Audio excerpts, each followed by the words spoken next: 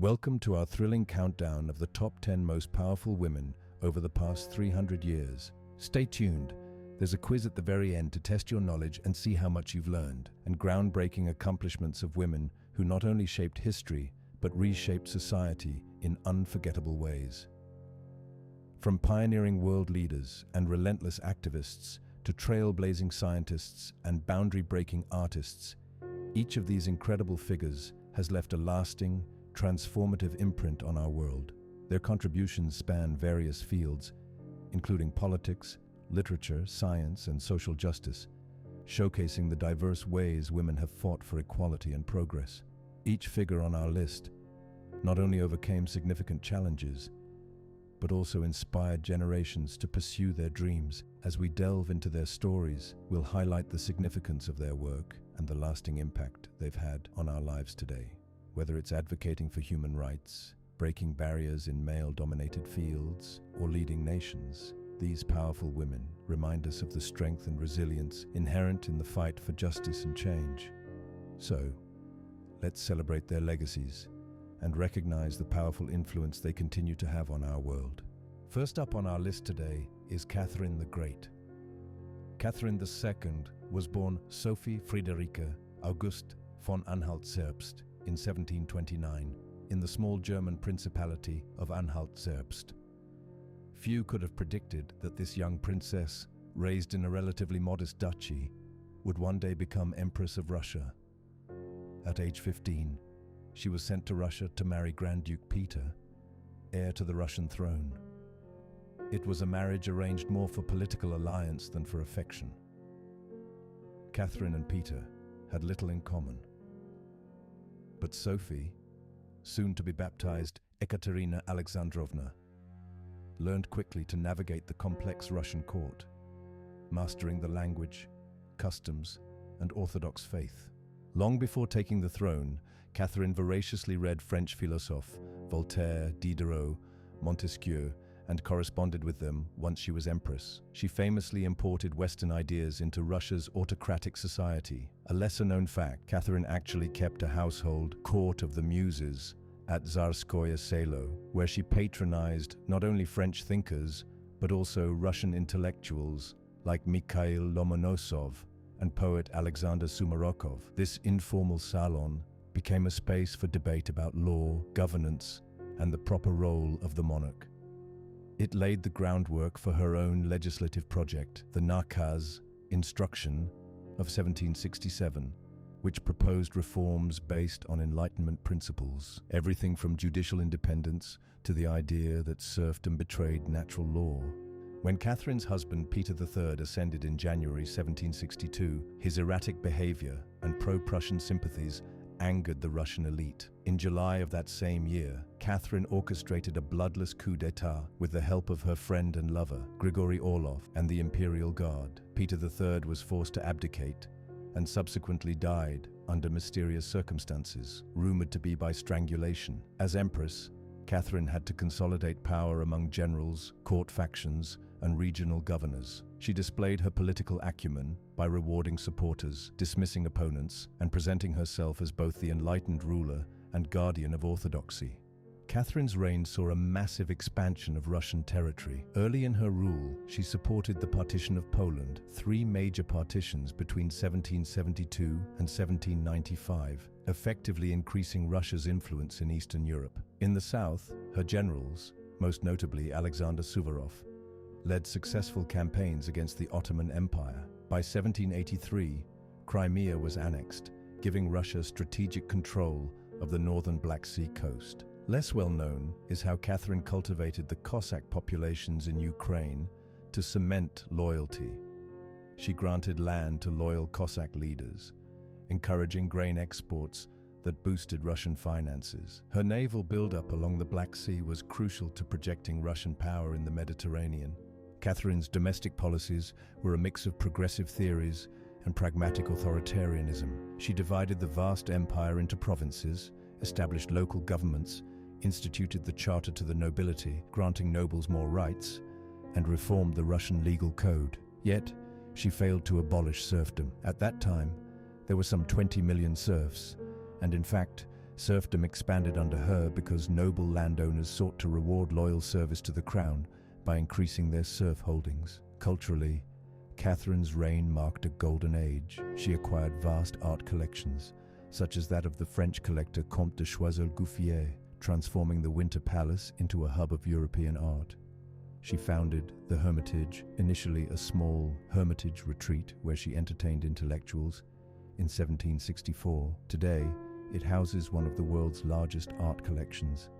She also corresponded with Diderot and even invited him to live at the Russian court, although he arrived too late and stayed only briefly. Through her art patronage, commissioning Rococo palaces, sponsoring the opera and ballet, Catherine signaled to Europe that Russia was no longer a provincial backwater, but a central player on the cultural stage. One of Catherine's proudest achievements was founding the Smolny Institute for Noble Maidens in 1764, the first state-financed institution of higher education for women in Europe. Modeled partly on the École Militaire in Paris, Smolny taught young noblewomen history, geography, French, and etiquette. More surprisingly, Catherine subsidized scholarships for talented girls of middling birth, some rare examples of social mobility in 18th century Russia. She also authored educational pamphlets for young women, advocating for women's intellectual development. Though limited to the noble class, these efforts laid the groundwork for later women's education in Russia. Catherine's personal life was just as colorful as her reign. She had a string of favorites, Grigory Potemkin being the most famous, who wielded tremendous influence. Potemkin famously constructed fake villages along the Black Sea coast to impress her during a royal tour in 1787, a story that gave rise to the term Potemkin village. Less known is that Catherine had an illegitimate son, Alexei Babrinsky, born in 1762. She arranged for Alexei to marry within Russian nobility, ensuring he would not claim the throne. Catherine died unexpectedly in November 1796, succumbing likely to a stroke or heart attack. She was interred in the Peter and Paul Cathedral in St. Petersburg. Her legacy is complex. To some, she was an enlightened despot who brought Western ideas to Russia. To others, a ruthless autocrat who repressed serfs and quelled rebellion, particularly the bloody Pugachev's rebellion, when Cossack leader Yemelyan Pugachev rallied peasants and Cossacks by posing as her late husband, Peter III.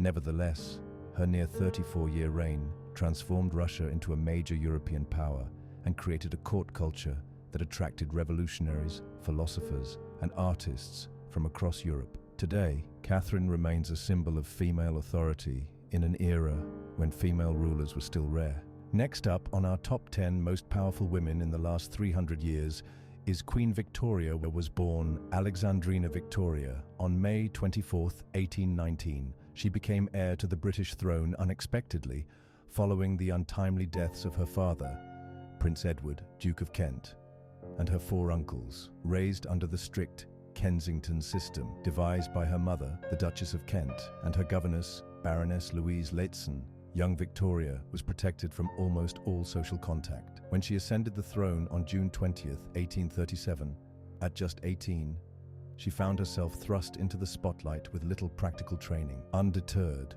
Victoria quickly proved herself savvy, surrounding herself with advisors like Lord Melbourne, who guided her through the early years. One lesser-known anecdote: during her coronation in 1838, she fainted under the heavy jewel-encrusted crown and fainted again during the procession, examples of her nerves but also her resilience. She recovered and retained her composure, quickly learning the art of monarchy.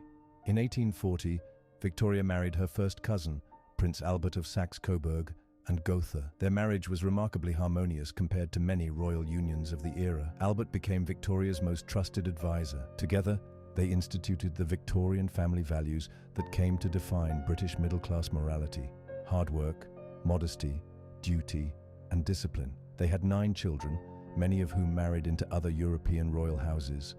The eldest daughter, Victoria, married Frederick III of Germany. The second daughter, Alice, connected to the Russian imperial family, and the youngest son, Prince Leopold, through his daughter, became a great-grandfather to Prince Philip, Duke of Edinburgh. Less often recounted is Queen Victoria's profound grief after Albert's death in 1861. She entered a decade-long period of deep mourning, wearing black for the rest of her life and retreating often to the Isle of Wight's Osborne House. This withdrawal tarnished her popularity at home. She seemed aloof and disconnected from her subjects as the world changed around her. However, her prolonged mourning also humanized her in some eyes.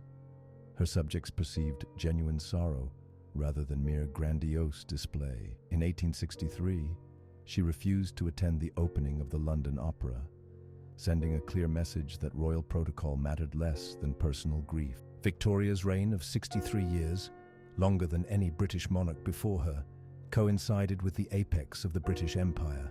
By the time she became Empress of India in 1876, British rule spanned 5 continents. The simple phrase, "The sun never sets on the British Empire," was literally true. Less known is how directly Victoria was involved in colonial affairs. She received daily dispatches from India, sent personal gifts to Indian princes, and commissioned royal visits of Indian emissaries to Buckingham Palace to foster loyalty. Meanwhile, Britain's industrial revolution accelerated. Railways linked distant corners of the island. The telegraph shrank communication to near instantaneous speeds. And factories in Manchester, Birmingham, and Sheffield produced textiles, steel, and machinery that fueled global trade. Culturally, the Victorian era was vibrant. Writers like Charles Dickens, the Bronte sisters, Thomas Hardy, and Oscar Wilde explored the social upheaval caused by industrialization, often critiquing class inequalities and moral hypocrisies. In architecture, Gothic revival flourished. The Houses of Parliament, rebuilt after a fire in 1834, became a testament to medieval romanticism. The Great Exhibition of 1851, hosted in the Crystal Palace, showcased industrial and cultural achievements from across the British Empire. Less celebrated is Victoria's own patronage of the arts. She personally commissioned portraits by Sir Edwin Landseer, notably of her favorite dog Dash, and supported the Society of Antiquaries in preserving medieval architecture. Under Victoria's reign, Britain saw significant social reforms that addressed the challenges of rapid urbanization factory acts, beginning in 1833, 1844, and 1850, gradually reduced child labor, regulated working hours for women, and improved factory conditions. These acts were responses to social reformers like Lord Shaftesbury and the anti-poverty work of figures like Caroline Chisholm, who provided shelter for impoverished mothers. Public health also advanced.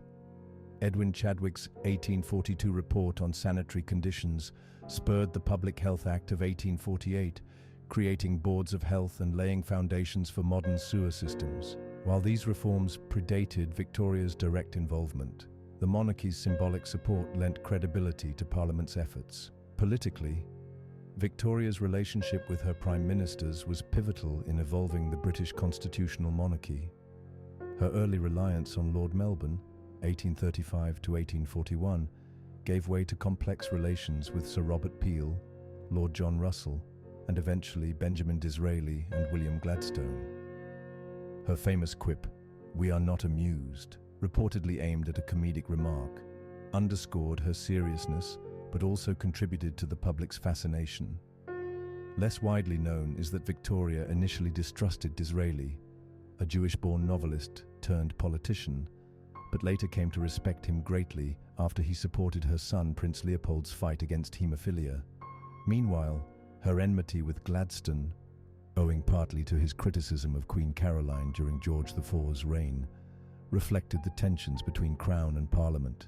When Victoria died on January 22, 1901, her son Edward VII ascended, ushering in the Edwardian era.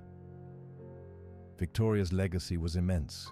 She defined an era, gave a youthful face to the monarchy, and helped industrial Britain cement its place as the world's superpower. Yet beyond the familiar narratives lie lesser-known anecdotes that reveal her complexity. She kept a secret album of poems and sketches by John Brown, her Scottish servant, which she called her Dear John Brown's Album. This fueled royal gossip and scandal. She also banned electrified lighting, after she was accidentally shocked in Buckingham Palace, delaying the palace's modernization by years. Moreover, during the Indian Rebellion of 1857, Victoria's proclamation in 1858 promised Indians religious and ceremonial rights and ended the East India Company's rule. Yet critics argue her Queen Empress title imposed a symbolic shackling of Indian sovereignty. Finally, Victoria's environmental interests extended to building artificial lakes on the Osborne House grounds and planting extensive oak and beech forests on the Isle of Wight. Efforts to preserve British countryside at a time of rampant industrial expansion. Through triumphs and tragedies, Queen Victoria shaped a nation, an empire, and an era that defined modern Britain. Her portrait still hangs in palaces and museums, but her real legacy resides in the cultural, political, and social transformations that occurred under her watch. Next up on our list is Empress Dowager Cixi. She rose from concubine to de facto ruler. Cixi began life as Yehenara Xingzhen, born into a Manchu noble clan in 1835. At 16, she was selected as an imperial concubine for the Xianfeng Emperor. By 1856, she gave birth to his only surviving son, Zai Chun, later the Tongji Emperor, elevating her status to imperial noble consort. When the Xianfeng Emperor died in 1861, Cixi orchestrated a palace coup alongside her co-regent, Prince Gong, ousting the 8 regents named by the late emperor. At age 25, she became Empress Dowager, ruling from behind the throne first for the Tongji Emperor, then for her nephew, the Guangxu Emperor. Though technically a regent, Cixi wielded near absolute power for nearly 5 decades, an astonishing feat in a tradition-bound patriarchal society. Cixi's early regency coincided with the aftermath of the Taiping Rebellion, 1850 to 1864, a civil war led by Hong Xiuquan that devastated central and southern China. Although she publicly delegated the military response to regional governors like Zheng Guofan and Li Hongzhang, it was Cixi's political maneuvering, granting them authority and resources, that ultimately quashed the rebellion. Afterward, she faced the Nian Rebellion, 1853 to 1868, and smaller uprisings among Muslim minorities. These crises exposed the Qing dynasty's weaknesses and the urgency of reform. Lesser known is that Cixi secretly corresponded with Charles Gordon, the British Chinese Gordon, thanking him for his leadership in organizing the ever-victorious army that helped suppress the Taiping forces. This Anglo-Chinese cooperation, however uneasy, underscored her pragmatic willingness to engage foreign advisors to safeguard the dynasty. In response to the humiliating defeats of the Opium Wars, 1839 to 1842, 1856 to 1860, against Britain and other Western powers, Cixi cautiously supported the self-strengthening movement, beginning around 1861. Spearheaded by regional reformers, the movement aimed to adopt Western military technologies, shipbuilding, and railroads, while preserving Confucian moral foundations. Under Cixi's patronage, arsenals in Shanghai, Tianjin, and Nanjing produced Western-style rifles and warships. The Jiangnan Arsenal in Shanghai even built a modern fleet. She promoted scholarships for young Chinese students to study in Britain and France, some of whom became future leaders of the late Qing reforms. A lesser-known fact, Cixi authorized the purchase of 2 German Krupp cannons, state-of-the-art at the time, despite fierce conservative opposition that viewed Western weapons as threats to Chinese sovereignty if they fell into the wrong hands. Although the Tongji Emperor died in 1875, leaving the throne to his 3-year-old son, who would die in 1875, Cixi then enthroned her nephew, Zaitian, the Guangxu Emperor. Through much of the 1880s, she allowed the Tongji Restoration, an incremental return to traditional Confucian administration after the chaos of mid-century rebellions. Yet by the mid-1890s, pressures mounted. The First Sino-Japanese War, 1894 to 1895, ended disastrously for China, signaling to Cixi that more radical reforms were necessary. She initially resisted the 100 Days Reform of 1898, calling it a dangerous, foreign-inspired plot. When Guangxu, influenced by reformers like Kang Youwei and Liang Qichao, tried to implement sweeping changes, abolishing imperial examinations, modernizing schools, and overhauling the bureaucracy, Cixi staged another palace coup, placing Guangxu under house arrest. Afterward, she launched her own new policies, Xinjiang, from 1901 onward, borrowing selectively from Japanese and Western models. She reorganized the provincial administration into modern structures, establishing provincial assemblies, revamped the educational system, founding modern schools for both boys and girls, and created a modern army and navy. Significantly, in 1902, she commissioned the first rail line between Beijing and Tianjin, shocking conservative mandarins who saw railroads as disrupting feng shui. Her patronage of women's education extended to founding the girls' school in the Forbidden City, admitting Manchu and Han students, a radical step in a culture that had long restricted women's learning to domestic skills. Cixi loved splendor. In 1888, she commissioned the Summer Palace's reconstruction after it had been looted by Anglo-French forces in 1860. The long corridor, Kunming Lake, and marble boat at the Summer Palace became enduring symbols of Qing artistic achievement. She also created the elegant women's quarter, Zhenxidian, within the Forbidden City, where Manchu princesses and imperial consorts studied calligraphy, painting, and poetry. Lesser known is that Cixi personally edited the imperial white porcelain designs for the Jingdezhen kilns and collected rare cloisonné and jade artifacts. Her patronage extended beyond court. She funded Peking opera troupes, helping transform local folk performances into a refined art form that even Europeans would later adore. Cixi's reputation has swung between admiration and vilification. Detractors accuse her of siphoning funds intended for the Navy to rebuild her summer palace. Some historians estimate nearly 60% of the Beiyang fleet's budget was diverted to court luxuries. When the Eight-Nation Alliance invaded Beijing in 1900, Boxer Rebellion, some blamed her for fomenting anti-foreign sentiment, then fleeing Beijing and leaving ordinary citizens to suffer. Yet modern scholarship has rehabilitated her image somewhat, emphasizing her complex role, safeguarding a crumbling empire amid foreign encroachment, limited resources, and entrenched conservatism. A lesser-known poignant anecdote. In her final years, Cixi adopted a Pekingese dog she named Golden Lily, and was often photographed with the tiny pup draped across her lap. The dog became legendary among Western visitors, and one ambassador claimed that leaving gifts of dog biscuits by her palace gate became a lucrative enterprise for local vendors.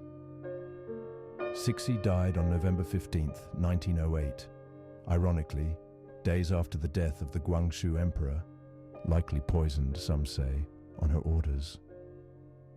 Their deaths removed the two strongest pillars of centralized Qing power, and within 3 years, the 1911 revolution would topple the dynasty. Nevertheless, Cixi's decades-long rule fundamentally shaped the transition from imperial China to modernity. Her cautious embrace of Western technology, introduction of bureaucratic reforms, and early promotion of girls' education set precedents that reformers and revolutionaries would build upon after 1911. In the end, Cixi remains one of history's most enigmatic female rulers, neither saint nor monster, but a product of her time, striving to preserve a dying dynasty while reluctantly sowing seeds of change. Next, we honor Eleanor Roosevelt, First Lady turned global champion for justice, whose tireless advocacy reshaped the role of the White House, gave birth to the Universal Declaration of Human Rights, and inspired generations to fight for equality. Born Anna Eleanor Roosevelt on October 11, 1884, in New York City. She was the niece of President Theodore Roosevelt. Tragically, both her parents died before she was 10. her father from an alcohol-related collapse and her mother from diphtheria. Sent to her maternal grandmother in Tivoli, New York, Eleanor became increasingly shy and introspective. At 16, she was sent to Allenswood School in London, where headmistress Marie Souvestre encouraged her to think independently and speak up. Those formative years abroad instilled in Eleanor a sense of social responsibility and an awareness of European social democracy. Upon returning to New York in 1902, she engaged in settlement work, teaching poor children in the Lower East Side, and eventually became involved in the Women's City Club of New York. In 1905, Eleanor married her fifth cousin, Franklin Delano Roosevelt, then a state senator. Their marriage would produce 6 children. One died in infancy, and evolve into a partnership in politics and public service. When FDR contracted polio in 1921, Eleanor managed not only their family life, but also his rising political career. As FDR's political ambitions grew, Eleanor carved out her own role, hosting events, engaging in progressive causes, and developing a keen understanding of the workings of government. When FDR was elected president in 1932, Eleanor transformed the role of First Lady into an active, highly visible position. She held weekly press conferences for female reporters, over 350 in 8 years, ensuring that women's perspectives were included in coverage of the New Deal. She wrote a daily newspaper column, My Day, which ran in nearly 90 newspapers across the country from 1935 to 1962. In these columns, she wrote candidly about everything from civil rights and women's issues to her personal reflections on motherhood and politics, something unprecedented for a First Lady. A lesser-known fact: Eleanor was the first First Lady to hold a formal office in the West Wing, complete with secretarial staff. She was also the first to fly on an airplane, travel abroad extensively, and speak at a National Party convention, the 1940 Democratic National Convention. She visited coal mines, textile mills, and migrant camps, reporting back to the president on conditions often hidden from his view. Her advocacy forced FDR's administration to integrate the Works Progress Administration, WPA, and other New Deal agencies, albeit reluctantly, setting early precedents for American civil rights policy. Eleanor's commitment to racial equality was unwavering, even when it created political friction for FDR. In 1939, she helped Myrlie Evers, future spouse of civil rights leader Medgar Evers, get a job as a WPA worker. She publicly supported the anti-lynching bill in Congress. Though it failed to pass, her vocal stance signaled a break from many Southern Democrats. In 1941, when the Daughters of the American Revolution, DAR, refused to allow Marian Anderson, an African-American contralto, to perform at Constitution Hall, Eleanor resigned her DAR membership and arranged for Anderson to sing on the steps of the Lincoln Memorial.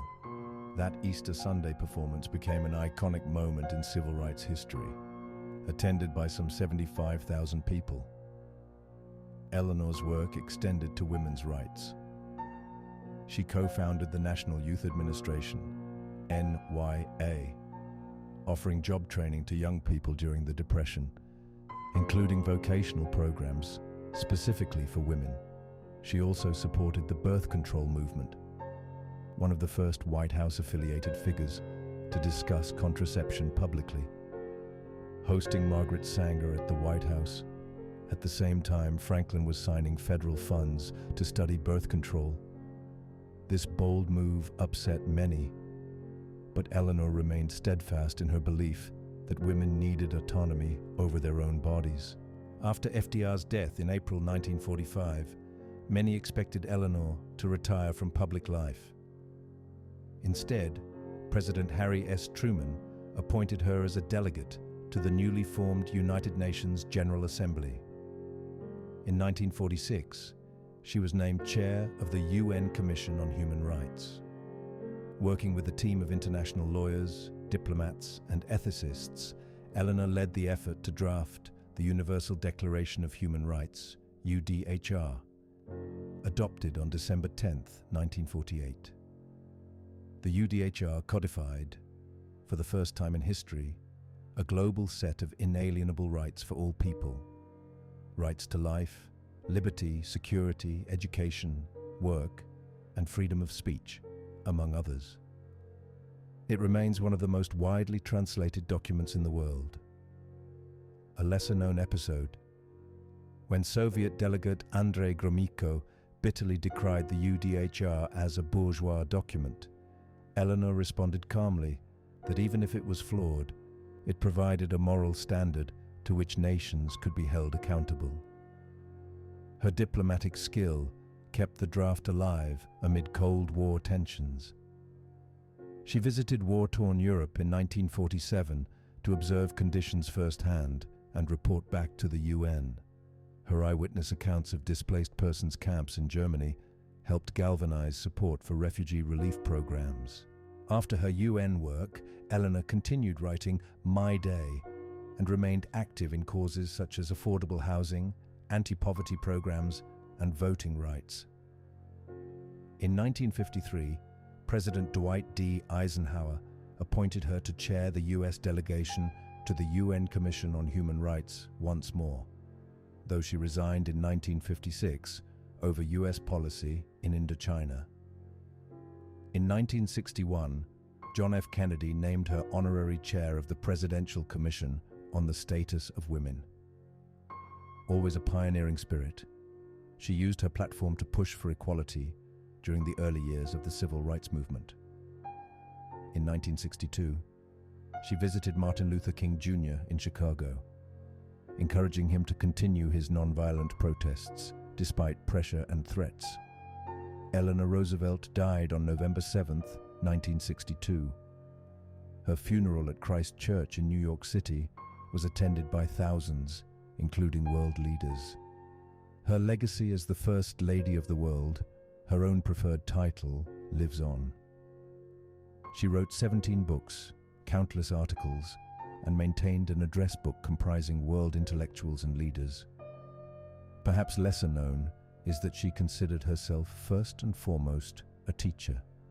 She gave lectures to soldiers during World War II, testified before Congress multiple times on civil rights, and even taught at Brandeis University in the 1960s.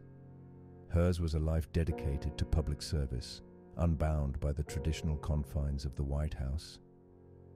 Eleanor Roosevelt's story reminds us that power need not be wielded with force. It can be used with compassion, intellect, and unwavering principle. Her life's work in championing human rights set a standard for future generations, proving that one person, especially a woman, can change the world, not through battlefield victories, but through moral authority and tireless advocacy.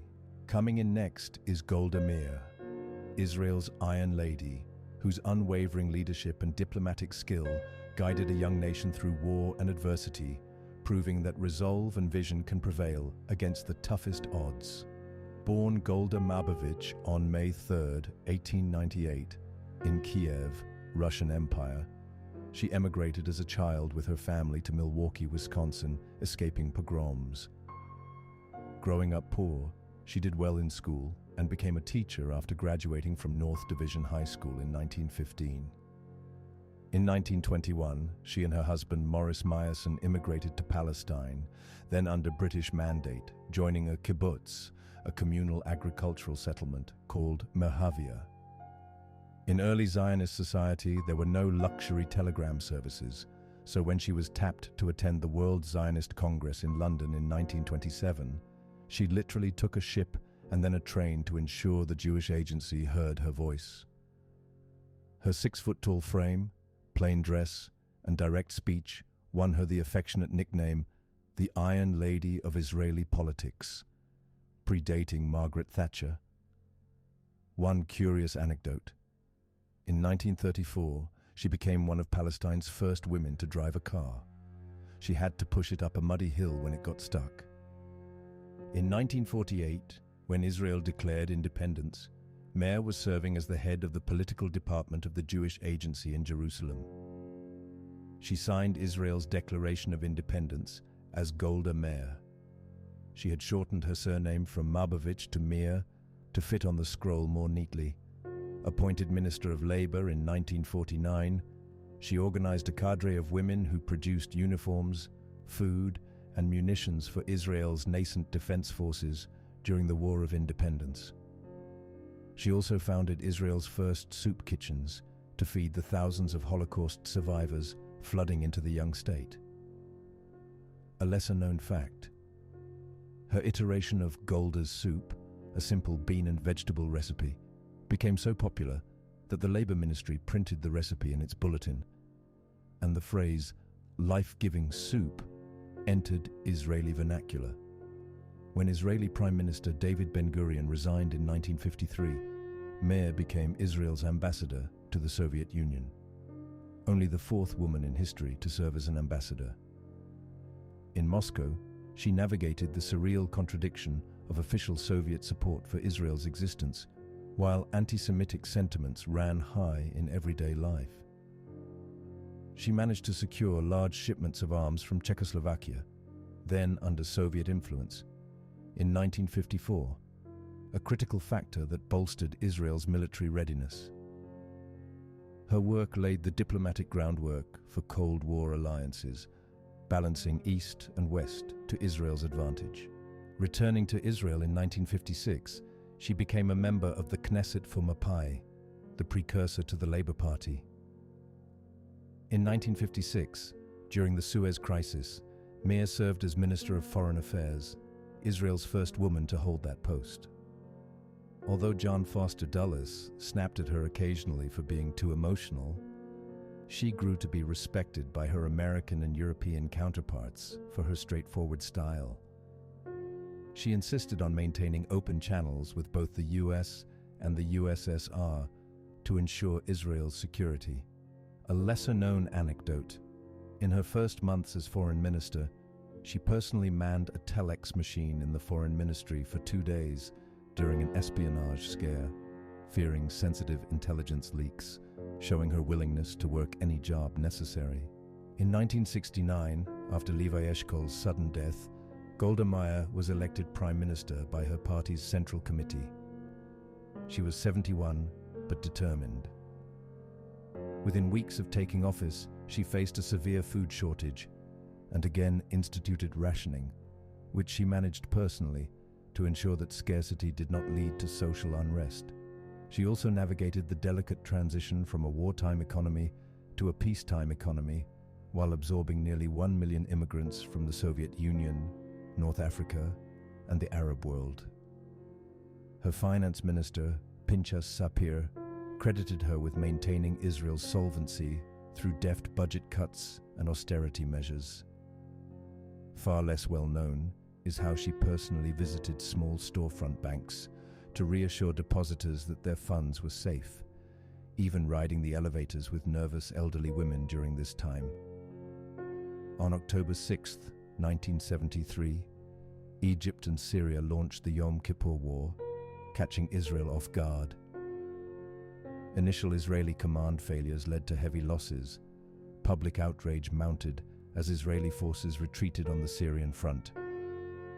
In a rare public appearance, Meir addressed the nation on radio, urging calm and promising reinforcement. She famously declared, "We will win through," galvanizing Israeli morale. She and her Minister of Defense, Moshe Dayan, made excruciating decisions, redirecting reinforcements from the Sinai front to the Golan Heights, ultimately proving decisive. A lesser-known sidelight: Golda held surprise meetings with Arab ambassadors from neutral countries to forestall diplomatic pressure, ensuring that a UN ceasefire would not hamper Israel's counteroffensive until victory was near. After the war, the Agranat Commission investigated Israel's preparedness. Although it praised the war's outcome, it criticized military intelligence and the defense ministry. Public anger turned at Golda personally. Families of fallen soldiers demonstrated outside her home, demanding accountability. Meir, feeling she had lost the Knesset's confidence, resigned in April 1974, the first time an Israeli leader voluntarily left office because of war fallout. During her resignation speech, she said, "I do not regret a single decision in the war, but I regret that I could not prevent the initial failures that led to so much bloodshed." Less widely remembered is her stoic composure during the 1972 Munich Olympics massacre.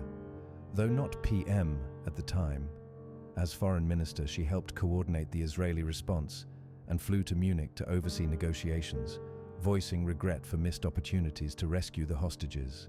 After leaving office, Golda Meir remained involved in education and served as a mentor to young politicians. She published her memoir, My Life, in 1975, written in a terse style that gave no hint of her wit. She had, for instance, been the first Israeli leader to introduce Meet the People sessions, where everyday citizens could voice grievances directly, a practice that became standard in later governments. She advocated for better cochlear implants research after her grandson was born with hearing difficulties, funding studies at Tel Aviv University. She also campaigned for Holocaust survivors to receive better pensions, an issue often overshadowed by politics. Golda Meir died on December 8, 1978, of cancer. Her funeral in Jerusalem was attended by thousands. Eulogies came from US President Jimmy Carter to Soviet Premier Leonid Brezhnev, a rare bipartisan international convergence. Today, her portrait hangs on Israeli banknotes. Her birthplace in Kiev is a museum, and her gravestone reads, "Let me be a little pencil in the hand of a writing God, so everyone will understand his message of peace." Golda's life, from Milwaukee to Jerusalem, reminds us that determination, pragmatism, and moral conviction can reshape a nation. Next up is Indira Gandhi, the daughter of India's first Prime Minister, who rose to lead the world's largest democracy, championing the Green Revolution and navigating turbulent times with unwavering strength and vision. Born Indira Priyadarshini Nehru on November 19, 1917, she was the only child of Jawaharlal Nehru, India's first Prime Minister, and Kamala Nehru, a freedom fighter. Raised in the Nehru household, she interacted with luminaries like Mahatma Gandhi, Charlie Chaplin, and Rabindranath Tagore. At age 18, she studied at Visva Bharati University and then at Somerville College, Oxford. A lesser-known fact: in London, she once eluded her chaperone to attend a suffragette rally, deeply impressed by British women's fight for the vote, an experience that shaped her feminist consciousness. During India's push for independence, Indira campaigned alongside her parents, arrested twice by British authorities, 1930 and 1942. She also helped set up a women's training camp in Hastinapur for the Congress's Quit India movement in 1942. Tragedy struck in 1936 when her mother died. 2 years later, her father became Prime Minister. Indira served as her father's hostess and unofficial political advisor, traveling with him to meet world leaders. A lesser-known anecdote: when Jawaharlal traveled to Yugoslavia in 1948, Indira managed the logistics in New Delhi, hosting King Peter II's delegation and ensuring that state dinners ran smoothly, an early demonstration of her diplomatic skills. After India achieved independence in 1947, Indira worked in the Congress Party's information department and helped organize refugee camps during partition. She was appointed President of the Indian National Congress in 1959, but lost in 1960 due to factional infighting. Learning a valuable lesson about political alliances, she then took a temporary hiatus, working at the Allahabad University as a member of the Faculty of Arts, a post often overlooked in biographies. During that time, Indira developed a love for gardening, planting hundreds of rose bushes and experimenting with cross-species hybrids. when Prime Minister Lal Bahadur Shastri died suddenly in 1966, the Congress pushed Indira as a compromise candidate. Despite skepticism, many expected an older male leader. She won the nomination. In her first speech as PM candidate, she declared, "I am not here to play games. I intend to be number one." Shocking seasoned politicians. She became India's first, and to date only, female prime minister at age 49. In her early tenure, Indira faced rebellions in the Naxalite regions and Pakistan-sponsored insurgencies in Kashmir. Yet she consolidated power by nationalizing 19 banks in 1969, an unprecedented move aimed at directing credit to agriculture and small industry. Far less known. Before the formal announcement, she personally met 25 bank chairmen, warning that failing to comply would lead to her dissolving parliament.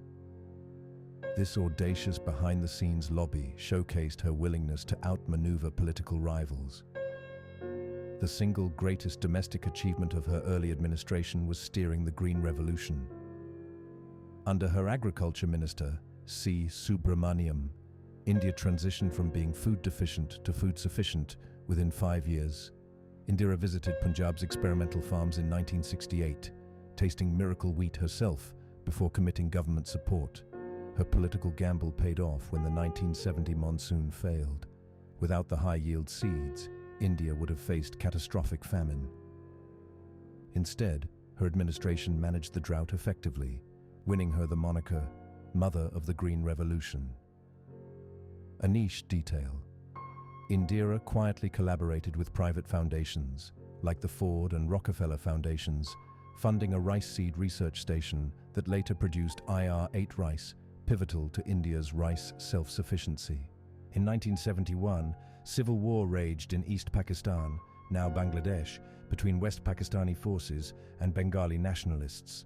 Indira initially offered humanitarian aid, hosting over 10 million refugees in Indian camps, but soon recognized that a full-scale military intervention would be inevitable.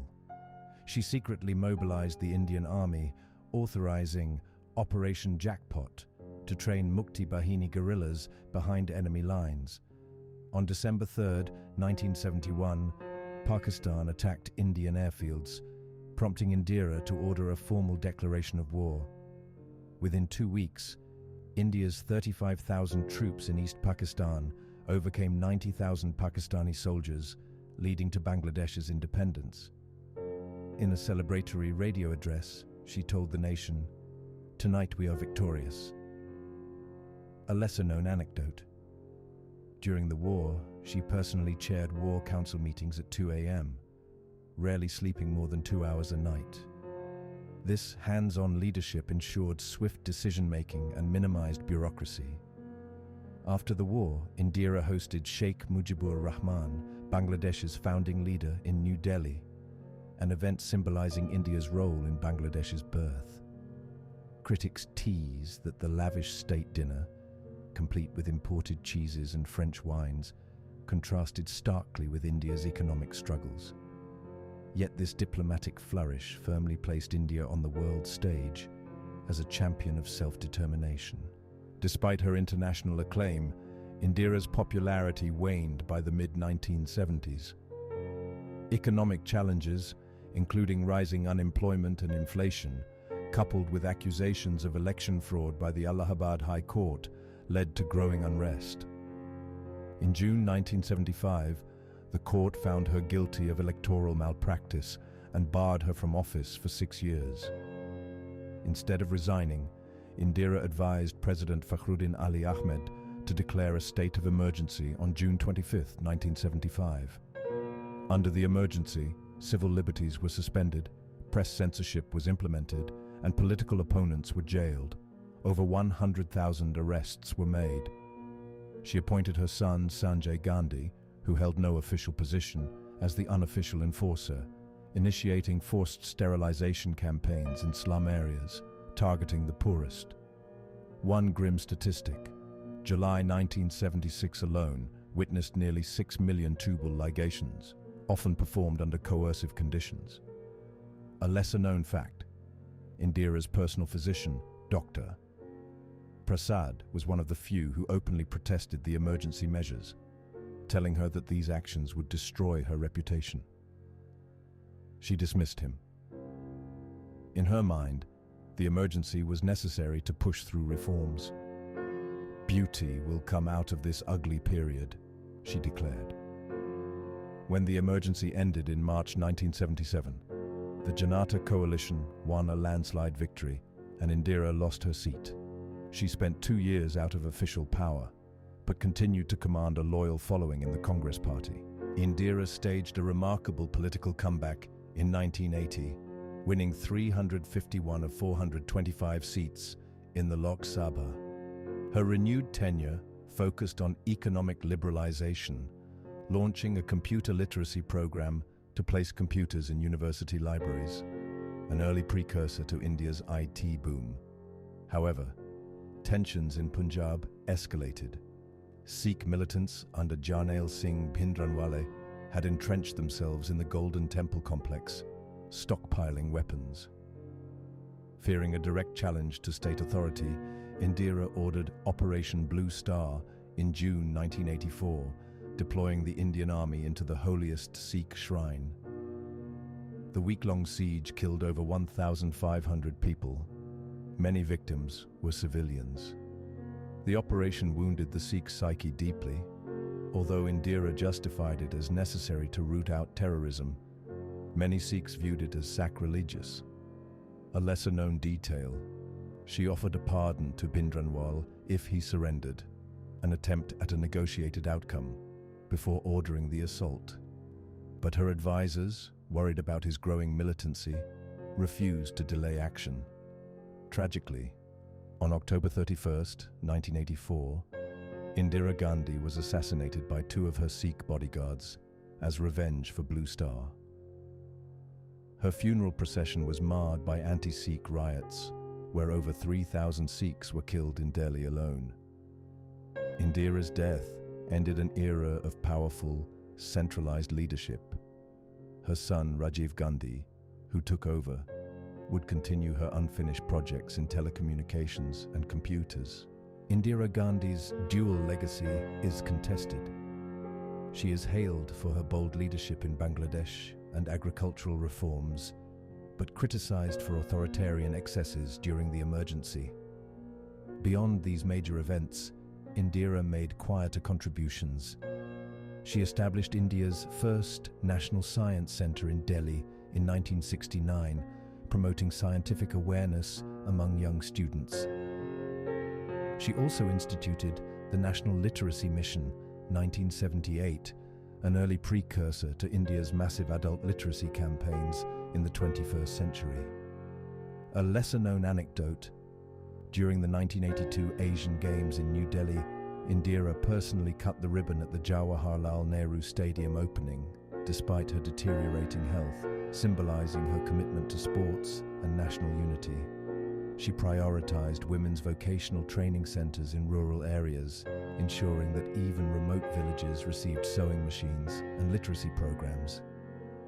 These initiatives quietly improved rural women's economic independence, a seed that flourished decades later amid India's microfinance movement. Indira Gandhi's life, from a pampered daughter of Nehru to a formidable prime minister who shaped modern India, remains a study in contrasts. Visionary reformer and authoritarian ruler, beloved leader and polarizing figure. Her story reminds us that power and progress often walk a tightrope, and that leadership demands both courage and humility. Up next is Margaret Thatcher, the Iron Lady whose bold economic reforms and steely resolve reshaped Britain's economy and inspired a new era of conservative leadership worldwide. Margaret Hilda Roberts was born on October 13, 1925, in Grantham, Lincolnshire. Her father, Alfred Roberts, was a grocer and local alderman, known for instilling in her the values of hard work, thrift, and self-reliance. In school, she excelled at science and mathematics, winning a place at Somerville College, Oxford, where she studied chemistry. Although she graduated with a degree in chemistry in 1947, she turned to law, soliciting clients at the family grocer's corner to advise them on legal matters and eventually reading for the bar, earning a spot at the London School of Economics, where she was influenced by economist Friedrich Hayek's The Road to Serfdom. This exposure to classical liberalism shaped her free market ideology. After qualifying as a barrister, Thatcher served as a research chemist for BX Plastics and lectured at the Woolwich Polytechnic before marrying Dennis Thatcher in 1951. The couple had twin children, Mark and Carol, in 1953. While raising her family, she honed her political skills, leading a local women's division of the Conservative Party and winning election to Parliament in 1959 for Finchley, a safe Conservative seat. As an MP, Thatcher distinguished herself as a talented debater and formidable questioner. In 1967, she was appointed Secretary of State for Education and Science under Prime Minister Edward Heath. There, she cut budgets and imposed stricter performance standards on teachers, moves that won her praise from Conservatives but hostility from teacher unions. She also controversially abolished free milk for schoolchildren over 7, earning the nickname Margaret Thatcher, Milk Snatcher. A lesser-known detail: she once personally intervened to ban the sexual education film Growing Up from being shown in schools, deeming it defeatist because it suggested contraception was inevitable. This early display of moral conservatism endeared her to traditionalists. Heath appointed her to shadow Margaret Nixon in the mid-1970s. Her performance was so strong that she replaced Heath as Conservative leader in 1975 after pushing him to a leadership challenge. Her victory in the leadership contest marked her as Britain's first, and until Theresa May in 2016, only female leader of a major party. The press labelled her the Iron Lady, after a Soviet journalist used the term derisively. She embraced it as a badge of honour. When Thatcher became Prime Minister in May 1979, Britain faced rampant inflation, over 20%, powerful unions, strikes paralysed essential services, and high unemployment, around 1.5 million. She inherited an economy stuck in stagflation. Her strategy was radical: control the money supply to curb inflation, deregulate industry, privatise state-owned enterprises, and curb union power. Monetarism and inflation control. She appointed Sir Geoffrey Howe as Chancellor, who slashed public spending and increased interest rates. This caused a sharp recession in 1980 to 1981, but ultimately drove inflation down from 18% to 4% by 1982. Unemployment soared past 3 million, but Thatcher remained convinced that controlling inflation was the only path to sustainable growth. Privatisation. Starting with British Petroleum, BP, and British Aerospace, her government sold off dozens of state-owned industries: British Telecom, British Gas, British Steel, and British Airways, raising over £20 billion. The idea was to create shareholding democracy, encouraging average Britons to invest in the market. By 1990, over 9 million British households owned shares in privatised companies. A lesser-known fact: Thatcher herself bought in, purchasing a small stake in British Gas and proudly displaying her share certificate in number 10 Downing Street. Union reforms. The 1984 to 1985 miners' strike was the defining industrial confrontation. Under Thatcher, the National Coal Board closed dozens of unprofitable pits, prompting the National Union of Mine Workers, led by Arthur Scargill, to call a strike. Although the strike enjoyed widespread sympathy, it lacked a national ballot, which Thatcher's government used to delegitimise it. The strike collapsed after a year, weakening Britain's unions permanently. However, this success came at a social cost. Entire mining communities faced unemployment, poverty, and social breakdown. One overlooked consequence: mental health issues spiked in former mining towns, a tragedy often overshadowed by political triumphalism. When Thatcher became Prime Minister in May 1979, Britain faced rampant inflation, over 20%, powerful unions, strikes paralyzed essential services, and high unemployment, around 1.5 million. She inherited an economy stuck in stagflation. Her strategy was radical: control the money supply to curb inflation, deregulate industry, privatize state-owned enterprises, and curb union power. Monetarism and inflation control. She appointed Sir Geoffrey Howe as Chancellor, who slashed public spending and increased interest rates. This caused a sharp recession in 1980 to 1981, but ultimately drove inflation down from 18% to 4% by 1982. Unemployment soared past 3 million, but Thatcher remained convinced that controlling inflation was the only path to sustainable growth. Privatization. Starting with British Petroleum, BP, and British Aerospace, her government sold off dozens of state-owned industries: British Telecom, British Gas, British Steel, and British Airways, raising over £20 billion. The idea was to create shareholding democracy, encouraging average Britons to invest in the market. By 1990, over 9 million British households owned shares in privatized companies. A lesser-known fact: Thatcher herself bought in, purchasing a small stake in British Gas and proudly displaying her share certificate in number 10 Downing Street. Union reforms. The 1984 to 1985 miners' strike was the defining industrial confrontation. Under Thatcher, the National Coal Board closed dozens of unprofitable pits, prompting the National Union of Mine Workers, led by Arthur Scargill, to call a strike. Although the strike enjoyed widespread sympathy, it lacked a national ballot, which Thatcher's government used to delegitimize it. The strike collapsed after a year, weakening Britain's unions permanently. However, this success came at a social cost. Entire mining communities faced unemployment, poverty, and social breakdown. One overlooked consequence: mental health issues spiked in former mining towns, a tragedy often overshadowed by political triumphalism. Thatcher's decisive leadership during the Falklands War, April to June 1982, solidified her international stature.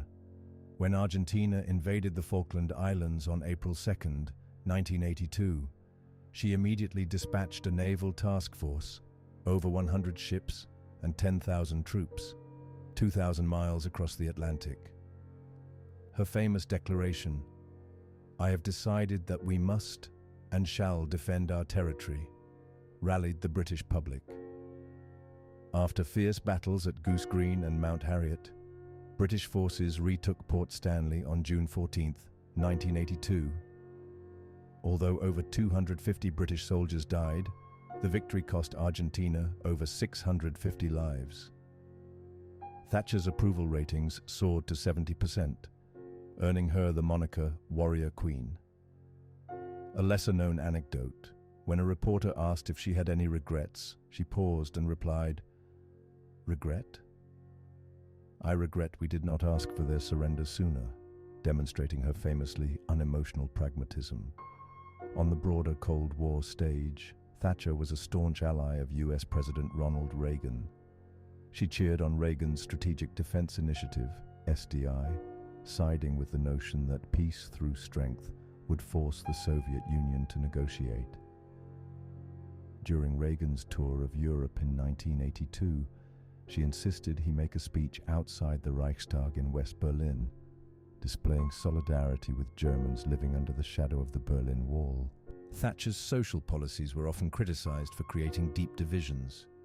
Her Right to Buy program, 1980, allowed council tenants to purchase publicly owned houses at a discount, shrinking public housing stock and fostering a culture of home ownership, yet leaving many vulnerable families without affordable rentals. Her cuts to social welfare spending disproportionately impacted the poor. Some estimates suggest up to 2 million people were pushed into poverty during her premiership. A lesser-known fact: she once asked at a cabinet meeting why a single mother should receive state benefits for 5 children, revealing her deeply held belief that government should not subsidize family irresponsibility, remarks that sparked outrage from social activists. Her later years in office saw scandals like the Westland Affair, 1986, where she backed a US consortium over European partners to rescue the failing Westland Helicopters Company, alienating key cabinet members like Defense Secretary Michael Heseltine and chipping away at her internal support. By 1990, amid recession and Tory infighting, Thatcher resigned. Her last word in Downing Street, uttered to the assembled staff, was "nanny," her private word for goodbye, a habit she had kept since childhood. Even after stepping down, Thatcher remained active in politics and society. She published her memoir, The Downing Street Years, in 1993, and gave speeches around the world promoting free markets. She wrote Statecraft: Strategies for a Changing World in 2002, analyzing geopolitics post-Cold War. A little-known detail: she was offered a knighthood in 1995 but refused, insisting that her husband received one instead, becoming Sir Dennis Thatcher. She was created a life peer in 1992, taking the title Baroness Thatcher, but rarely spoke in the House of Lords, preferring to host occasional Thatcher teas at her Belgravia home for up-and-coming Conservative MPs. Culturally, she became a lightning rod. Supporters lionized her as Britain's Iron Lady, celebrating her as a symbol of individualism, self-reliance, and free markets. Detractors blamed her for unemployment, social fragmentation, and environmental neglect. Her government deregulated pollution controls, contributing to widespread acid rain. Ironically, some former coal towns that she helped shutter became reinvented as cultural hubs, like Durham, which transitioned from industry to education, in part thanks to local initiatives initially catalyzed by the post-mining economic vacuum. When Thatcher died on April 8, 2013, tributes poured in globally, but so did protests. Flowers left outside Downing Street included both bouquets praising our greatest PM and bouquets bearing messages like "Maggie equals suicide capitalism." In 2014, a statue of her was erected in Parliament Square, controversial enough that cement was used to secure it, preventing vandalism. Despite the passion she ignited, her influence endures. Governments worldwide still debate the balance between markets and social welfare, often invoking Thatcherism as either a cautionary tale or an aspirational model. Margaret Thatcher's life shows how a single individual can shift a nation's economic paradigm, alter social norms, and force adversaries to recalibrate global power dynamics. Her tenure reminds us that leaders who break the mold, especially women in male-dominated arenas, inevitably shoulder both triumphs and controversies. Next on our list is Angela Merkel, Germany's steadfast chancellor whose pragmatic leadership and calm resolve guided Europe through financial crises, refugee waves, and global challenges. Angela Dorothea Kasner was born on July 17, 1954, in Hamburg, West Germany, but moved at age 1 with her family to Kitzow, near Templin, in East Germany. Her father, Horst Kasner, was a Lutheran pastor, her mother, Herlind, a teacher of English and Latin. In East Germany, religion was discouraged, but the Kasner family maintained a discreet church life. Merkel excelled in school, particularly in mathematics and physics, and qualified as an exchange student to see life in West Germany for 3 weeks. After finishing school, she enrolled at the University of Leipzig, studying physics. By 1978, she had earned a master's in quantum chemistry and later obtained a doctorate for her work on quantum mechanical calculations.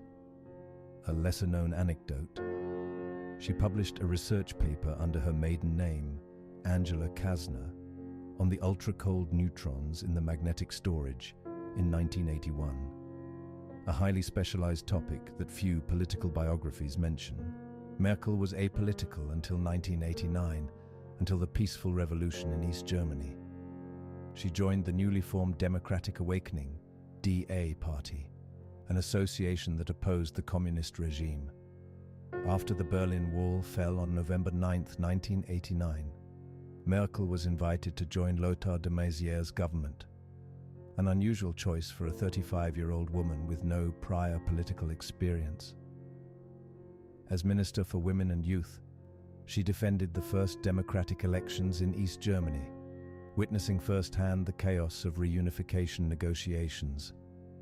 When East and West Germany unified in October 1990, Merkel joined Chancellor Helmut Kohl's Christian Democratic Union, CDU party. Her early mentor, Kohl, famously referred to her as das Mädchen, the girl. He brought her into his cabinet as Minister for Women and Youth. Within a few years, Merkel gained a reputation for being diligent, adaptable, and a problem solver. A lesser-known detail: during Kohl's re-election in 1994, when the CDU faced a scandal over party financing, Merkel supervised an internal audit of party accounts, uncovering discrepancies that required Kohl to publicly apologize. Though she was not implicated, her role in cleaning up the scandal solidified her image as someone who could be trusted to handle messy political issues.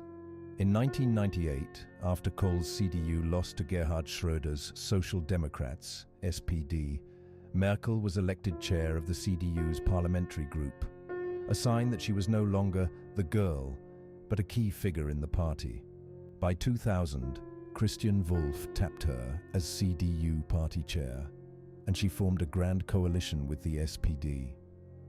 In 2002, Merkel ran as the first woman candidate for Chancellor, ultimately losing narrowly. Nonetheless, her performance proved that she could compete on the national stage. When the CDU returned to power in 2005, forming another grand coalition with the SPD, Merkel became Germany's first, and so far only, female chancellor. She faced immediate challenges: high unemployment, over 10%, low economic growth, and a fractious coalition. She approached governance with pragmatism. She kept former SPD finance minister Wolfgang Schäuble in place to reassure markets, while she took control of foreign policy and interior affairs. A lesser-known anecdote: in her first cabinet meeting, Merkel asked each minister to present a 5-page paper on how their department would cut waste, underscoring her scientific, detail-oriented approach. Merkel's premiership coincided with a series of global crises: the 2008 financial meltdown, the 2010 to 2012 European sovereign debt crisis, the 2015 refugee influx, and eventually the COVID-19 pandemic. Her handling of the Eurozone crisis defined much of her legacy. During the financial crisis response, in 2008, Merkel coordinated with fellow G8 leaders to inject emergency liquidity into banks. She supported a €500 billion European financial stability facility to guarantee sovereign debts of vulnerable members like Greece, Ireland, and Portugal. A lesser-known fact: Merkel personally flew to Washington in November 2008 to meet with President George W. Bush and Treasury Secretary Hank Paulson, urging them to enact a global coordinated bailout to save economies from collapse. During the Eurozone debt crisis beginning in late 2009, Greece's budget deficit sparked fears of contagion across the Eurozone. Merkel insisted that Greece implement severe austerity measures, budget cuts, tax hikes, pension reforms, before receiving bailout funds. Critics accused her of imposing German-style fiscal discipline on debt-ridden countries, leading to widespread unemployment and social unrest in Greece and Spain. Yet Merkel argued that moral hazard, rewarding fiscal profligacy, would undermine the euro in the long term. Lesser known is her behind-the-scenes compromise with French President Nicolas Sarkozy in 2011.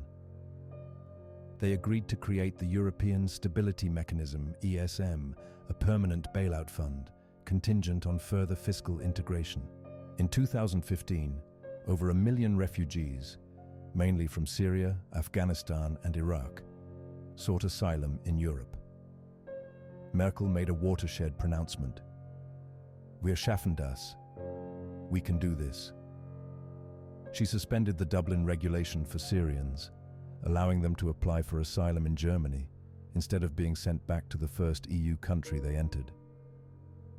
Over the next 2 years, Germany admitted roughly 1.2 million refugees. Her decision stemmed from both moral conviction and labor market calculations. Germany's population was aging, and its workforce was shrinking. Merkel argued that integrating younger migrants could offset demographic decline. However, not all integration efforts went smoothly. Local municipalities struggled to provide housing, language classes, and job training. The right-wing Alternative for Germany, AfD party, capitalized on public resentment, scoring strong election results in 2016 to 2017. Merkel's approval ratings tumbled. Less known is that Merkel quietly overrode objections from her own interior minister, Thomas de Maizière, who warned that Germany lacked the administrative capacity to register and process so many refugees. She insisted that the humanitarian imperative took precedence. In 2018, she publicly admitted that "we can't do this forever," and tightened asylum laws, granting refugees access to permanent residency only after 4 years instead of 3. Merkel, a trained scientist, took climate change seriously. In 2011, after Fukushima's nuclear disaster, she announced Germany's exit from nuclear power, aiming to replace it with renewables. Coal plants would eventually be phased out by 2038. Germany's Energiewende, energy transition, became a global model. By 2020, over 40% of electricity came from wind and solar. Yet critics note that coal still supplied about 25% of electricity in 2021. Phasing out coal proved politically difficult in mining regions.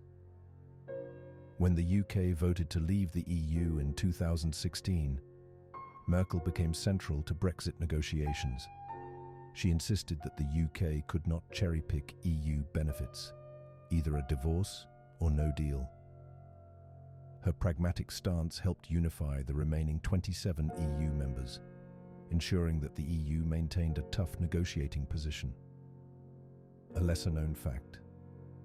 During early negotiations, she quietly lobbied Ireland to hold firm on the Northern Ireland backstop, fearing that a compromise would unravel the entire EU trade framework.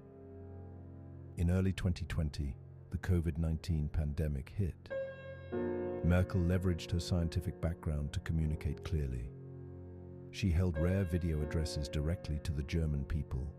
One memorable speech in March 2020 warned that each infected person likely passed the virus to 2.5 others, underscoring the exponential danger. She supported early social distancing measures and robust testing, praising local public health institutes like the Robert Koch Institute for their fast response. Germany's initial fatality rate remained relatively low compared to neighbors. Yet by late 2020, cases spiked during the second and third waves. Her government instituted partial lockdowns, mask mandates, and spearheaded the EU's joint vaccine procurement. A lesser-known detail: Merkel, in December 2020, delivered a live-stream Christmas address from her home study instead of Berlin's Bellevue Palace, reflecting the seriousness of the crisis. Merkel, a trained scientist, took climate change seriously. In 2011, after Fukushima's nuclear disaster, she announced Germany's exit from nuclear power, aiming to replace it with renewables. Coal plants would eventually be phased out by 2038. Germany's Energiewende, energy transition, became a global model. By 2020, over 40% of electricity came from wind and solar. Yet critics note that coal still supplied about 25% of electricity in 2021. Phasing out coal proved politically difficult in mining regions. When the UK voted to leave the EU in 2016, Merkel became central to Brexit negotiations. She insisted that the UK could not cherry-pick EU benefits, either a divorce or no deal. Her pragmatic stance helped unify the remaining 27 EU members, ensuring that the EU maintained a tough negotiating position. A lesser-known fact: during early negotiations, she quietly lobbied Ireland to hold firm on the Northern Ireland backstop, fearing that a compromise would unravel the entire EU trade framework. In early 2020, the COVID-19 pandemic hit. Merkel leveraged her scientific background to communicate clearly. She held rare video addresses directly to the German people. One memorable speech in March 2020 warned that each infected person likely passed the virus to 2.5 others, underscoring the exponential danger. She supported early social distancing measures and robust testing, praising local public health institutes like the Robert Koch Institute for their fast response. Germany's initial fatality rate remained relatively low compared to neighbors. Yet by late 2020, cases spiked during the second and third waves. Her government instituted partial lockdowns, mask mandates, and spearheaded the EU's joint vaccine procurement. A lesser-known detail: Merkel, in December 2020, delivered a live-stream Christmas address from her home study instead of Berlin's Bellevue Palace, reflecting the seriousness of the crisis. After 16 years in office, longer than any other German chancellor, Merkel stepped down in December 2021. She left a country that was more unified, economically stable, and influential within Europe. She strengthened the EU, defended liberal democracy against populist tides, and advanced Germany's technological and environmental transitions. Yet some internal debates remain. Germany's shift from nuclear to coal ironically increased short-term carbon emissions. Critics argue that her cautious approach to defense spending and reluctance to push NATO members to meet the 2% GDP target weakened Europe's collective security posture. On social issues, Merkel voted against same-sex marriage in 2017, although she later allowed her MPs to vote freely and acknowledged the decision, showing the limits of her progressive credentials. Lesser known is her devotion to classical music. She often attended the Bayreuth Festival during summers, privately brushing shoulders with conductors like Christian Thielemann and Daniel Barenboim. She refused to launch an official Merkel biography commission, believing a leader's focus should be on the present, not historical legacy. In late 2021, as she prepared to leave office, the Cologne Cathedral bells rang in her honor, an unprecedented tribute for a living politician. Angela Merkel's tenure demonstrates that steady, pragmatic, science-based leadership can navigate multiple crises, from financial implosions to refugee upheavals, while preserving democratic norms.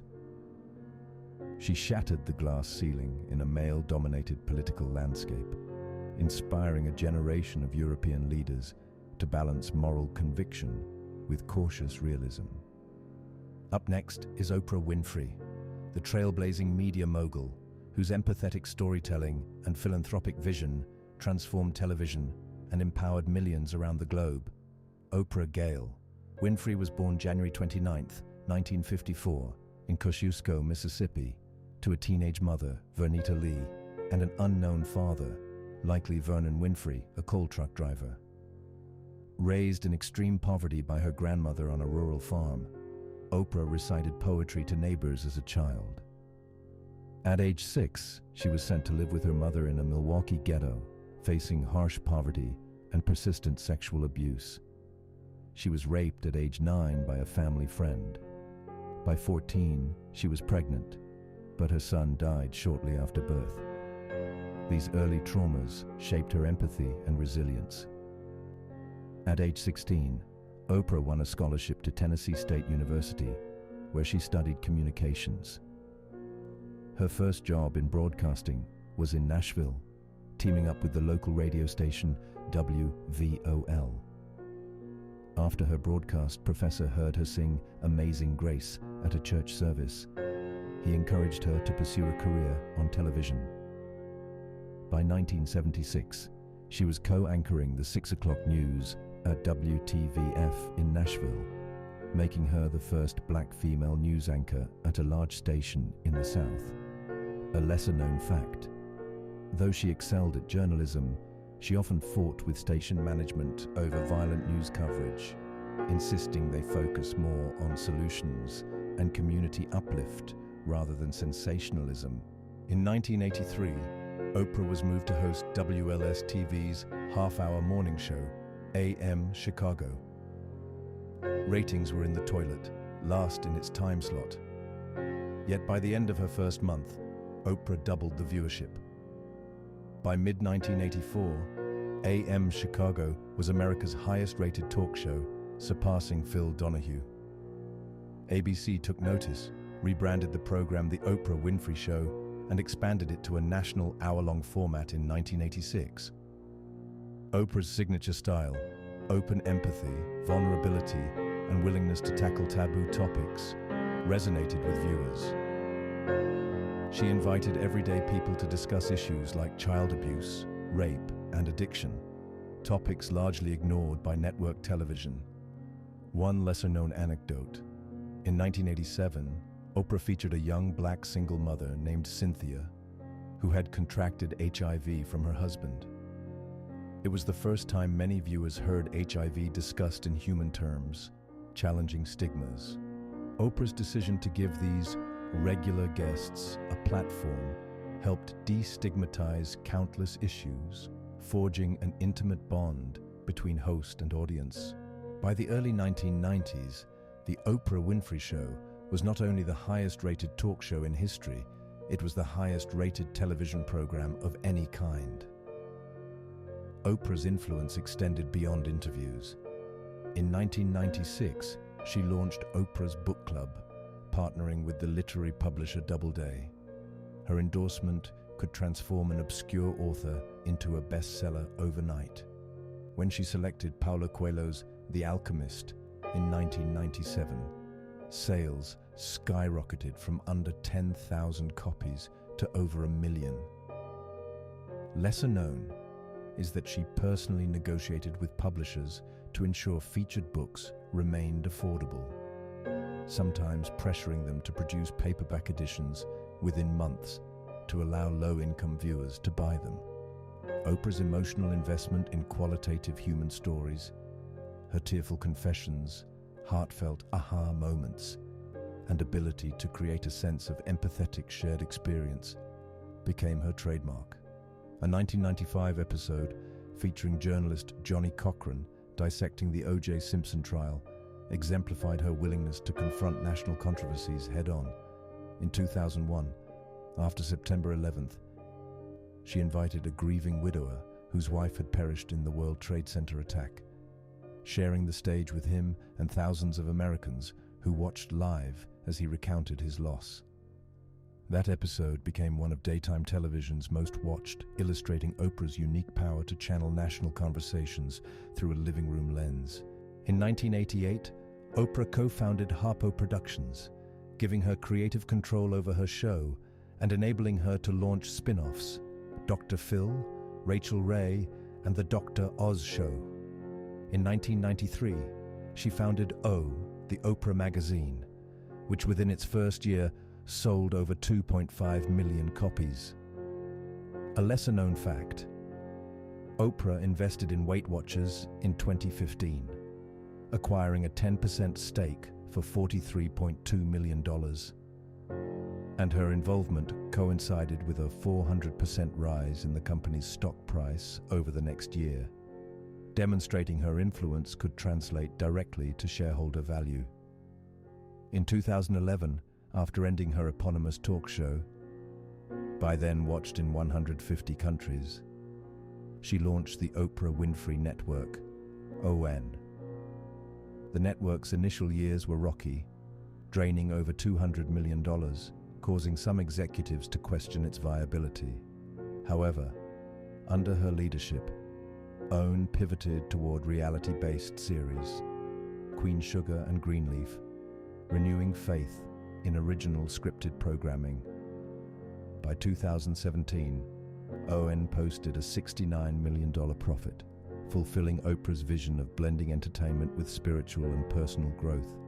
She often appeared in OWN specials, Oprah's Masterclass, inviting celebrities like Gayle King and Tyler Perry to share life lessons, preserving her legacy as a champion of storytelling. Oprah's philanthropic endeavors amount to hundreds of millions of dollars. In 1998, she opened the Oprah Winfrey Leadership Academy for girls in South Africa, providing free education for 152 academically gifted girls from disadvantaged backgrounds.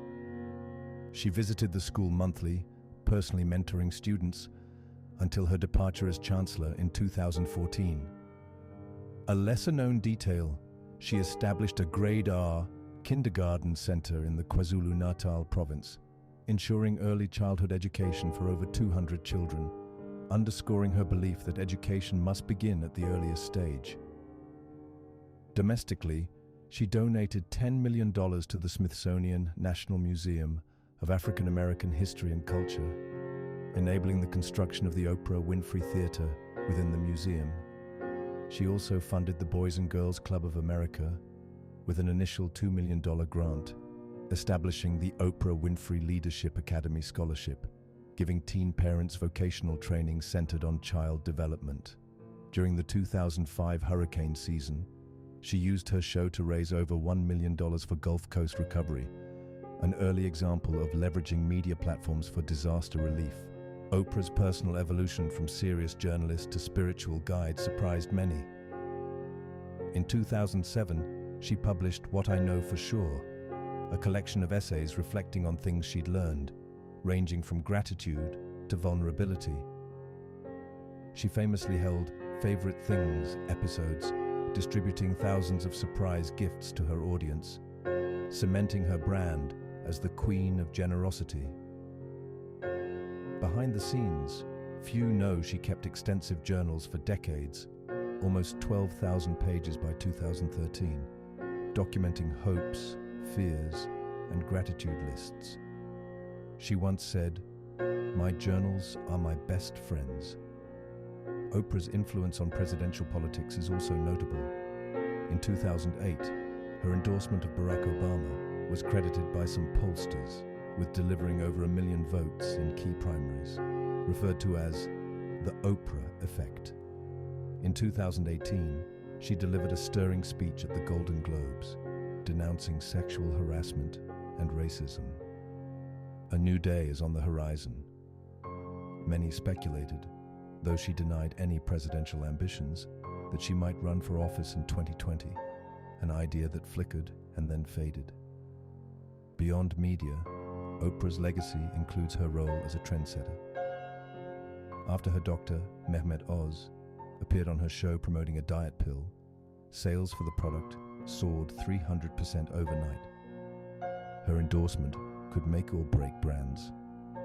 A little-known fact, she convinced Starbucks CEO Howard Schultz to launch Oprah's chai tea in 2009. The chain sold over 18 million cups in the first month. Oprah Winfrey's life, from Mississippi sharecropper's daughter to global media mogul, is testimony to the transformative power of storytelling, empathy, and entrepreneurship.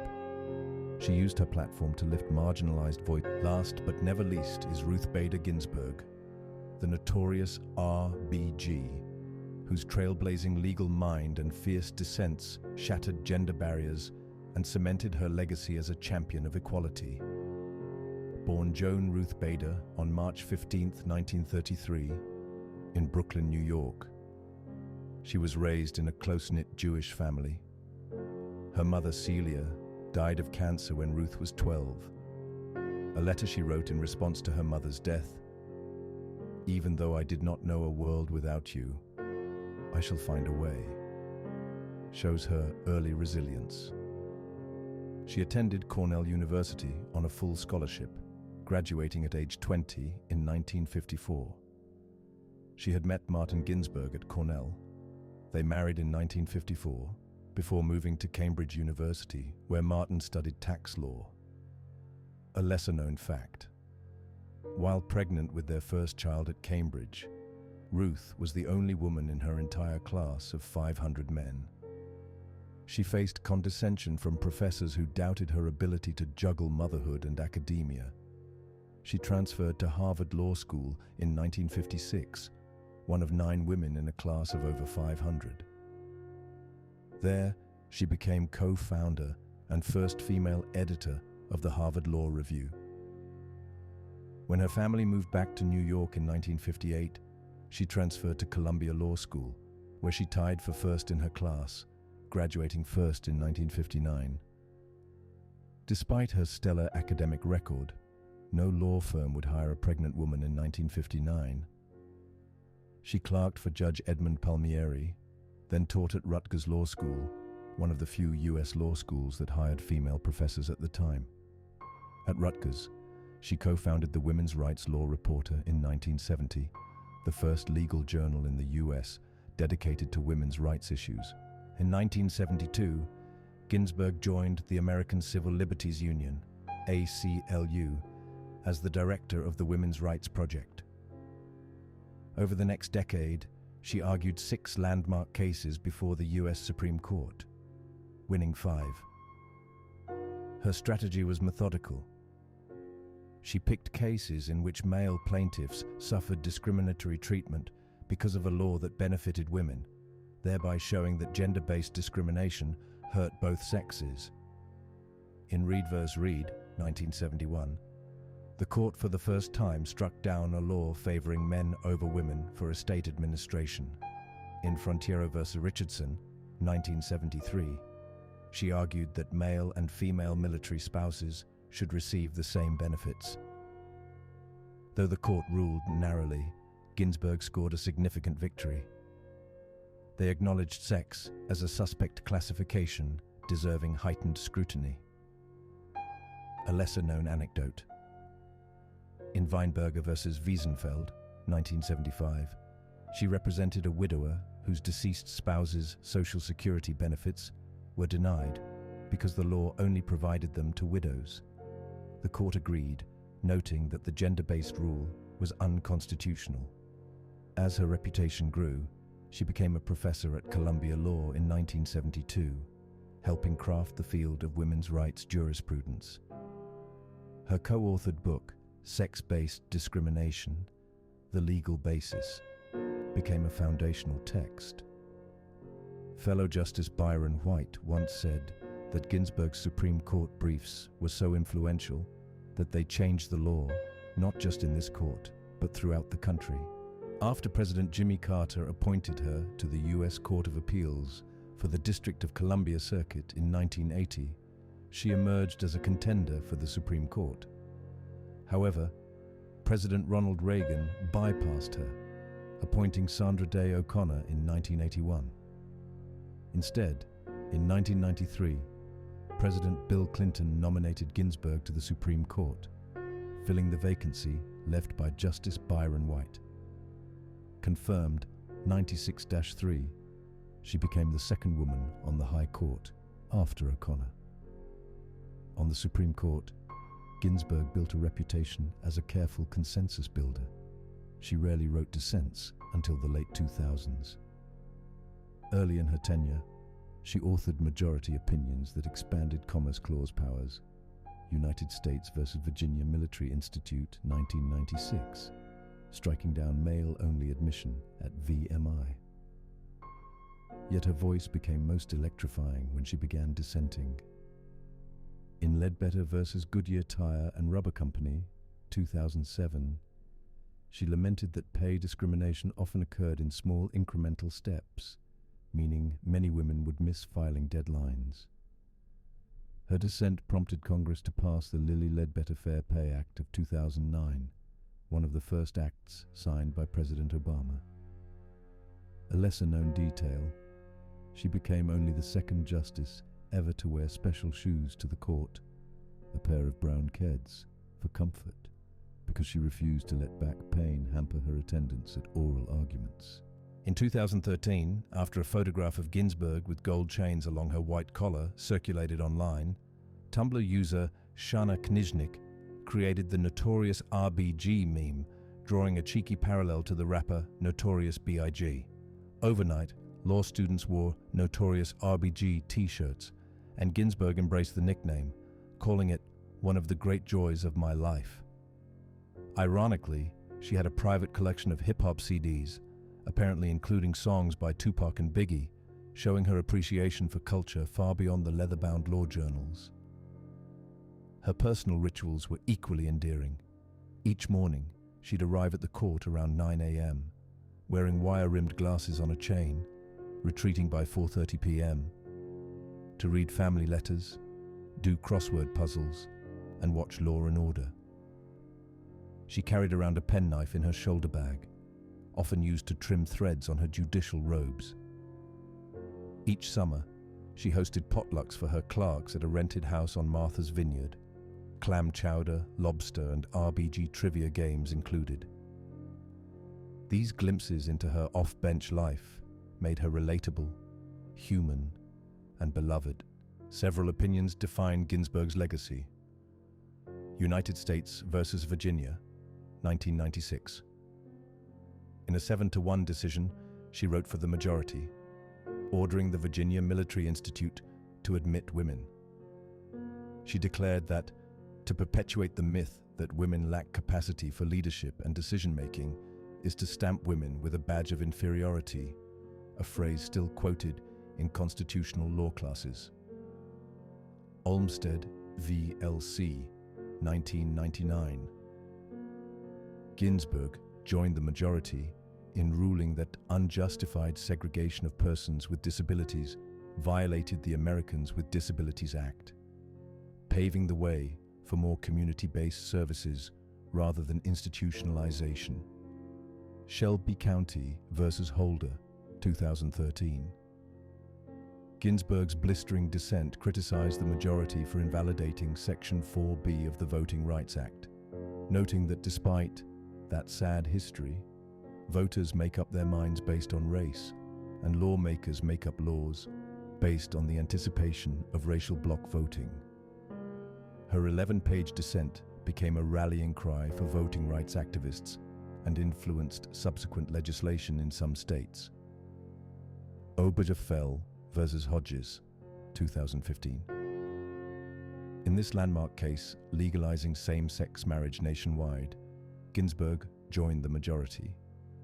Yet her concurrents, lauding the decision as the cusp of a new era of freedom for all, provided a moral tone that transcended legal analysis.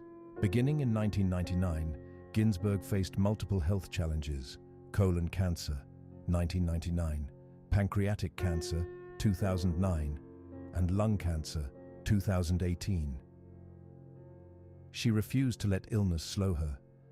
She missed only a handful of oral arguments, breaking Justice John Marshall Harlan II's record for most argued cases attended. On the eve of the 2016 election, while undergoing cancer treatment, she appeared at the court, physically frail but mentally sharp, to hear arguments in Trump versus Hawaii, an Immigration and Nationality Act case concerning travel bans. Her presence inspired public admiration. Thousands gathered outside the court, chanting, "Ruth, Ruth, Ruth." A lesser-known episode: after her lung cancer in 2018, she spent a night in the hospital under a false identity, Judge Ginsburg, to avoid press attention. Yet the Washington Post learned of her hospitalization, and she later joked that she was the only judge in history to be treated incognito. Throughout these trials, she insisted that no one should ever treat cancer as a life sentence, urging early detection and active living, often doing 20 to 30 minutes of vigorous cardio every morning. In January 2020, at age 86, Ginsburg underwent a stent procedure for clogged arteries, yet returned to the bench a few weeks later. On September 18, 2020, she suffered a fall at the Supreme Court, fracturing 3 ribs and missing oral arguments for the first time since 1993. Just over a month later, on September 18, 2020, she died of metastatic pancreatic cancer. Her funeral on September 25, 2020, at the Supreme Court was a rare public ceremony for a sitting justice. Chief Justice John Roberts eulogized her, saying, "History and her family will remember her best for the passionate and unwavering devotion she showed every day of her life to widening the circle of opportunity." Thousands of mourners stood in lines, blocks long outside the Supreme Court building, leaving flowers, handmade signs, and personal notes, tulips, chrysanthemum garlands, and candles. Ruth Bader Ginsburg's legacy is manifold. She transformed the law of gender discrimination, giving rise to a generation of female lawyers. Her name is inscribed on the headquarters of the ACLU in New York and on the facade of the new courthouse of the U.S. Court of Appeals for the D.C. Circuit. She is memorialized in statues and murals across the country. But beyond honors, her real legacy is the living jurisprudence. Statutes and court decisions that treat sex-based classifications with heightened scrutiny, ensuring that future generations must justify laws that treat women differently. Her life's work teaches us that incremental progress, step by inexorable step, can lead to monumental change. We've journeyed through the lives of 10 extraordinary women: Catherine the Great, Queen Victoria, Empress Dowager Cixi, Eleanor Roosevelt, Golda Meir, Indira Gandhi, Margaret Thatcher, Angela Merkel, Oprah Winfrey, and Ruth Bader Ginsburg, each leaving a unique, indelible mark on history. From wielding empires and shaping constitutional monarchies to reshaping minds through media and championing civil liberties from the Supreme Court bench, these women defied expectations, overcame systemic barriers, and charted new paths in politics, culture, and social justice. Their achievements remind us that power comes in many forms. Catherine's enlightened despotism, Victoria's symbolic unification of an empire, Cixi's determined preservation of China, Eleanor's moral authority in championing human rights, Golda's resolute leadership in a young nation, Indira's bold decisions in times of crisis, Thatcher's ideological revolution, Merkel's calm stewardship amid tumult, Oprah's empathetic influence, and Ginsburg's legal genius in carving out equal rights. Each story is a testament to resilience, vision, and the unwavering belief that one person can reshape societies, even when faced with entrenched patriarchy, war, or cultural inertia. As we reflect on their legacies, let us draw inspiration and courage. Whether advocating for human rights, forging new paths in science, or leading nations with steady conviction, these powerful women teach us that leadership isn't about holding titles. It's about action, integrity, and the willingness to challenge the status quo. In honoring their stories, we honor the countless others, often unheralded, who stand on their shoulders, continuing the march toward equality, justice, and progress. Thank you for joining us in exploring the lives of these 10 titans of history.